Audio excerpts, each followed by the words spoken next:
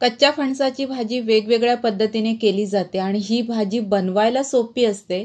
पण फणस कापून त्यानंतर ते सगळं गर काढणं हे सगळं किचकट काम आहे.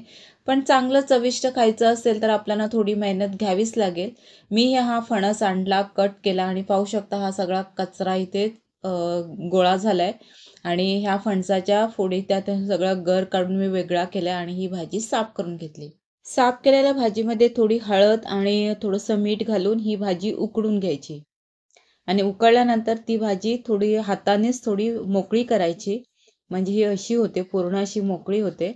त्यानंतर कढईमध्ये थोडंसं तेल घालायचं, कांदा घालायचा बारीक चिरलेला, हिरवी मिरची, थोडं तेलात कांदा फ्राय झाला की त्यामध्ये जी आपण वेगळी केलेली जी भाजी आहे मोकळी केलेली ती घालायची, त्यामध्ये ती 2-3 मिनटं परतून घ्यायचं, थोडंसं मीठ घालायचं, झाकण ठेवून ती भाजी मिठामध्येच थोडी वाफवून घ्यायची.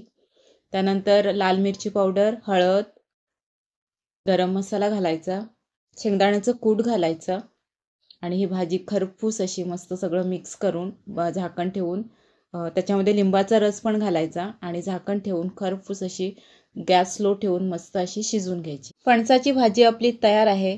फणस हा उन्हाळ्यात मिळतो, वर्षातून एकदा हे फ्रूट मिळतं. त्यामुळे ही भाजी तयार करायला सोपी असते, पण साफ करायला कटकट असली तरी आपण वर्षभरातून येणाऱ्या ह्या फळाची भाजी खाल्ली, ही आठवण वर्षभर तुम्हाला ठेवायची असेल तर एकदा ह्या कच्च्या फणसाची भाजी तुम्हाला जमेल त्या पद्धतीने करा आणि खा.